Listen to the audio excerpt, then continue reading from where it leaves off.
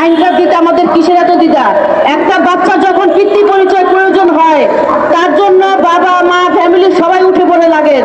আর আমরা আপনাদের যে ফ্যামিলিটাকে টেক আপ করে রাখি, আপনাদের অবধ সময় আপনাদের যে পরিবারটাকে আমরা দেখে শুনে রাখি, তাহলে আমাদের জন্য আইনের ইটা দিতে আপনাদের সমস্যাটা কোন জায়গায়?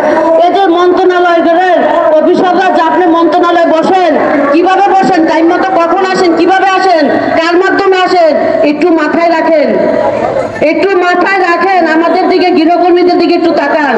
গৃহ শ্রমিকরা আপনাদের থেকে কিন্তু কম না। আমরা যদি চুলা বন্ধ করে দেই আপনাদের সবকিছু বন্ধ হয়ে যাবে। আমরা গার্মেন্টস শ্রমিকদের মতো রাস্তায় নামবো না, আমরা ঘরে থেকেই আন্দোলন করতে পারবো। মন্ত্রণালয়ের লোকদের বলি যে আপনারা যতই যাই করেন আমাদের দিকে একটু তাকান, গৃহ শ্রমিকদের দিকে একটু তাকান, আমাদের একটু আইনটা একটু করে দেন। কারণ এই আইনের জন্য আমরা নীতিমালা যে 15 ধাপটা আছে আমরা কিছুই কিন্তু পাচ্ছি না। আজকে কেন আদিবাসীর বোন নির্যাতিত হবে, মারা যাবে? মোহাম্মদপুরের একই বাসা থেকে 3 জন গৃহ শ্রমিককে মেরে ফেলছে, আর মিরপুরের আনোয়ারাকে মারছে, তামান্নাকে মারছে।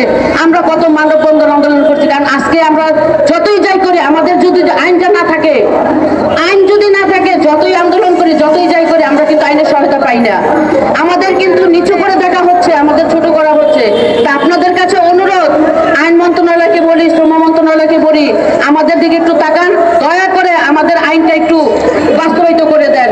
ম্যাডামের সাহেবেরা কিন্তু জানে না যে সকালবেলা কেন বউ আসবে না, কারণ সেটা যেন ম্যাডামদের সাহেবদের কাছে একটু বলতে পারে যে হচ্ছে আমাদের বুয়ারা হচ্ছে এই সারাদিন সেই সকালবেলা এসে হচ্ছে সে সাহেবরা যেন বলতে পারে যে সকালবেলা কেন গৃহকর্মীরা আসে না।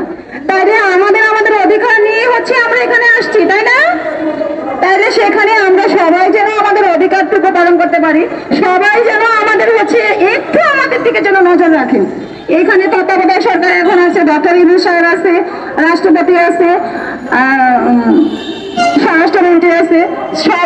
সবার প্রতি আমাদের আকুল আবেদন যেন আমাদের এই বাংলাদেশ গৃহকর্মী ফেডারেশনের দিক যেন একটু নজর রাখে, একটু।